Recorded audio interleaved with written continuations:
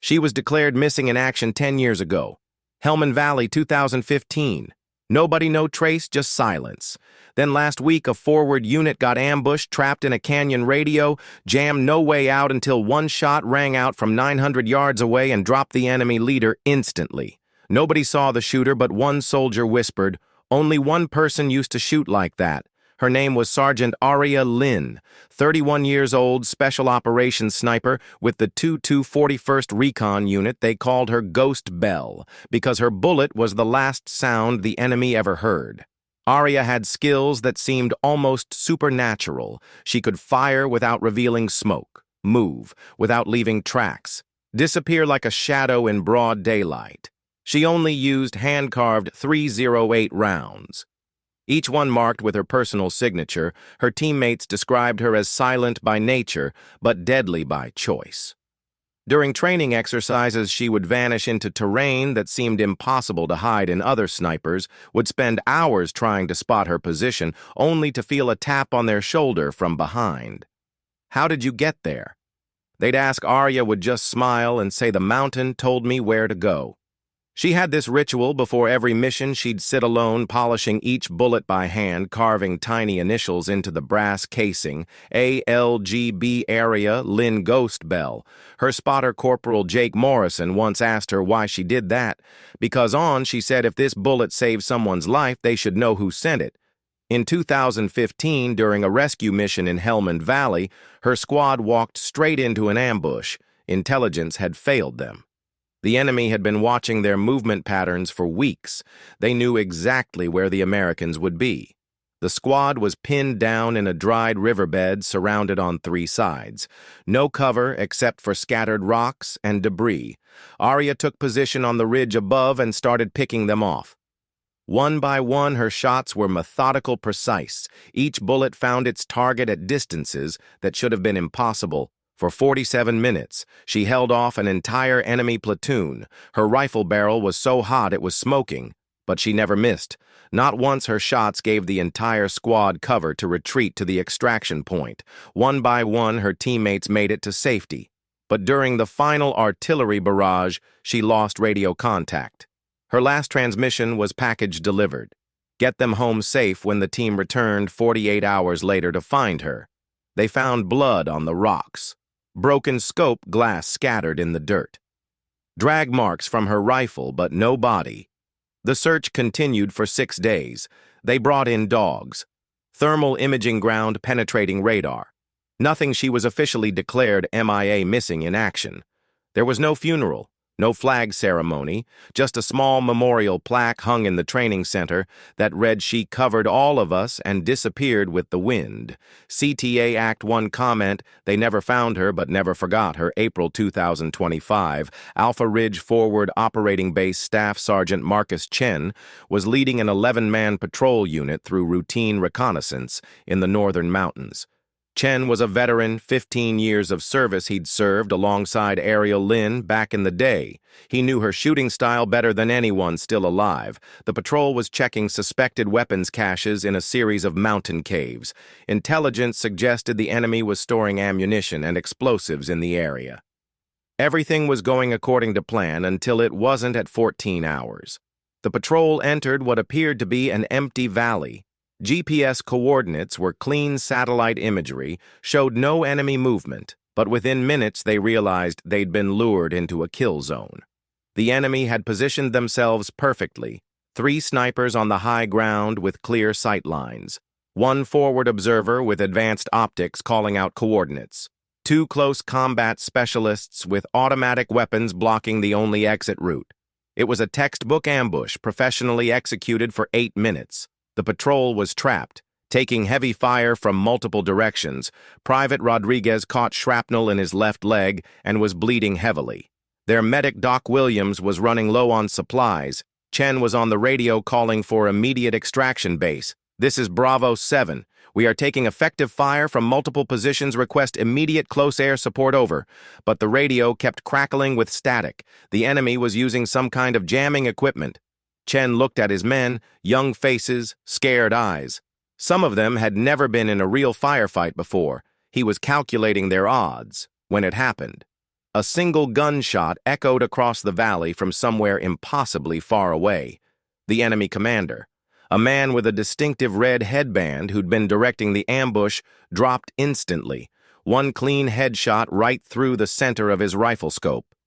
The American soldiers looked at each other in complete shock. Nobody had eyes on a friendly sniper in that direction. Their support units were miles away. Chen felt his heart skip a beat. He'd seen that shot placement. Before a 19-year-old private named Williams looked around frantically. "Where did that come from, Sergeant?" Before Chen could answer, 3 more shots rang out in rapid succession, spaced exactly 3.2 seconds apart. Chen's blood ran cold. He knew that firing rhythm. He'd heard it 1,000 times during training exercises. 4 targets eliminated 4 perfect kills, each shot from a different angle, each one at a distance that should have been impossible.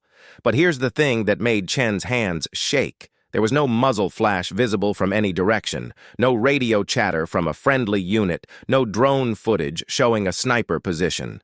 It was like the bullets materialized out of thin air. The remaining enemy fighters, the ones who weren't dead, started retreating fast. They'd never seen shooting like that. Chen stood up slowly, his rifle still ready, and scanned the distant ridgelines through his binoculars.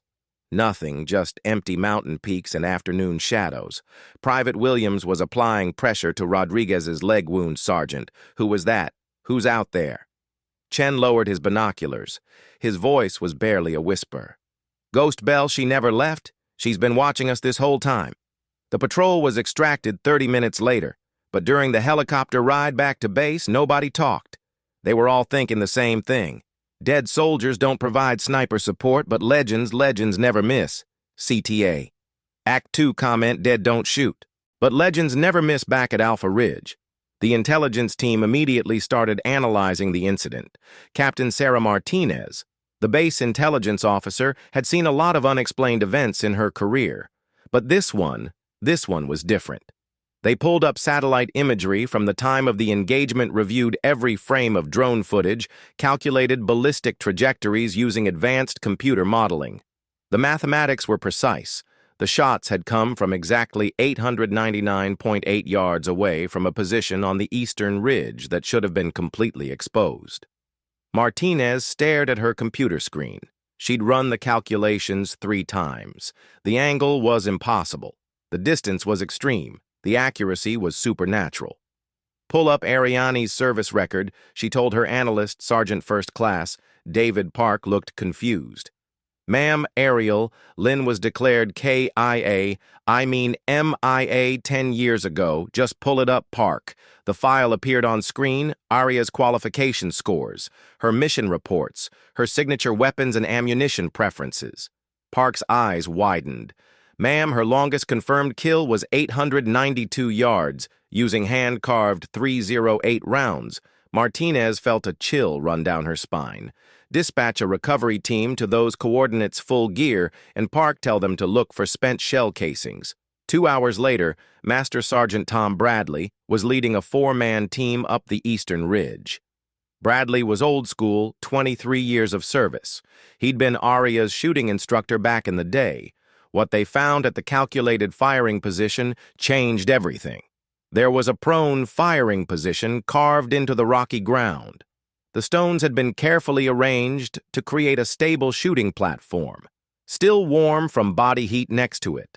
One unused cartridge placed carefully on a flat rock. The brass was hand-polished, gleaming in the afternoon sunlight, and beside that a spent shell casing with hand-carved markings, clearly visible AL-GB area line. Ghost Belle Bradley picked up the shell casing with trembling hands. He'd seen those markings before, hundreds of times during training exercises. "It's her," he said quietly into his radio. "No doubt Ghost Belle's alive." But that wasn't the end of it. The team continued searching the area 50 meters downhill. They found something else. A small stone cairn.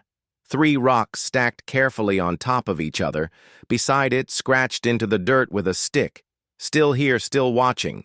Bradley's hands were shaking as he photographed everything. This wasn't just evidence, this was a message. 3 days later, a small unmarked package arrived at the base commander's office. No return address, no delivery records.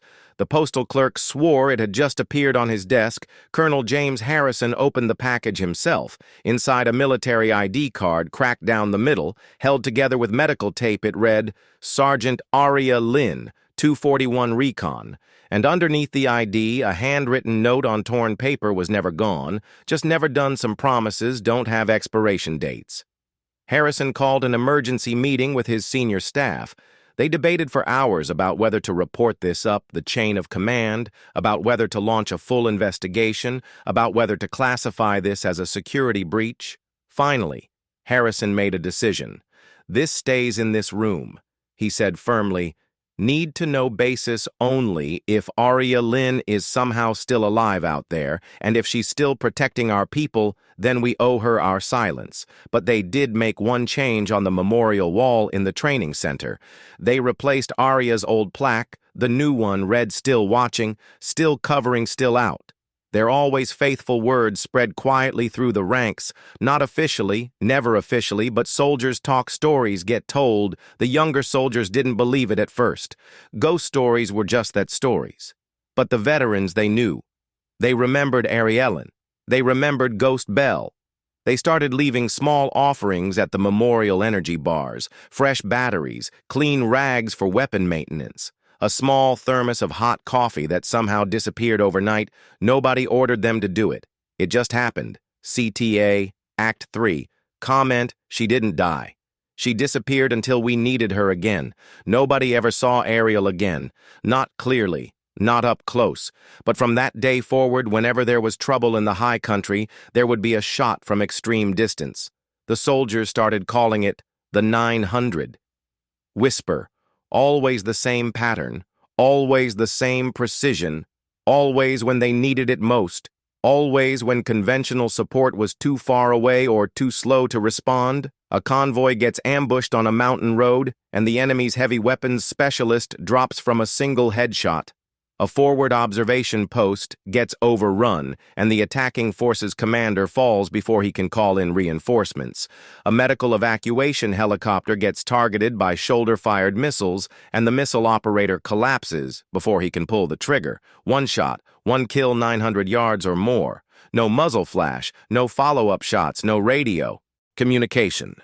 Just Silence technical teams were dispatched to investigate these incidents. They found evidence every time spent. Shell casings, carefully constructed firing positions, signs of professional fieldcraft, but never any DNA evidence. No fingerprints, nothing traceable to any active service member. The scopes they found were always calibrated exactly to Aria's old specifications. The ammunition was always the same hand, carved .308 rounds she'd used 10 years earlier. It was like she had become part of the landscape itself, a guardian spirit of the mountains. Base commanders started including a strange instruction in their briefings for new recruits. If someone shoots to save your life, don't ask questions, don't look for them, just nod your head and keep moving. Some angels prefer to stay invisible in the shooting range. They hung up an old photograph of Araya from 2012. She's looking down, adjusting her rifle scope. Sunlight reflecting off her dog tags behind her perfect mountain silence. New snipers would stare at that photo for hours, trying to understand what made her so special. What separated her from every other marksman they'd ever met. The instructors would tell them she didn't shoot to kill, she shot to protect.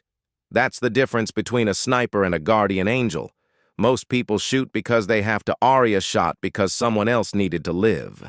Some soldiers reported seeing a figure on distant ridges during dangerous missions, always too far away to identify. Clearly, always gone when they looked through binoculars or rifle scopes. But the veterans knew Ghost Bell was still out there, still watching, still ready. She didn't want recognition. Didn't want medals or ceremonies or parades. She just wanted her people to come home safe. And they did. CTA Act 4. Comment. She didn't want praise. She wanted them safe. Not all heroes wave goodbye. Some just disappear into the silence until their shot is needed again. Aria Lynn didn't wait for permission. She didn't need her name on a wall. She didn't need a parade or a medal ceremony or a speech from the commanding general. She just needed to know that her last bullet would still mean something, that somewhere out there her brothers and sisters in arms would make it home to their families. And they did 10 years later in a canyon far from home when her people needed her. Most Ghost Bell answered the call. Some legends die with their last breath. Their stories end when their hearts stop beating. Others become eternal. They become the whisper in the wind that warns you of danger, the shadow on the ridge that watches over you, the perfect shot that comes from nowhere when everywhere else has failed. Aria Lynn chose her legacy. She chose to be remembered, not for how she died, but for how she lived. Not for the battle she won, but for the lives she saved in a world full of people fighting for glory. She fought for something better. She fought for love, and love. Love never really dies. It just changes form. Sometimes it becomes a bullet fired from 900 yards away by a ghost who never really left final CTA comment. One shot 10 years later, if this story stayed with you.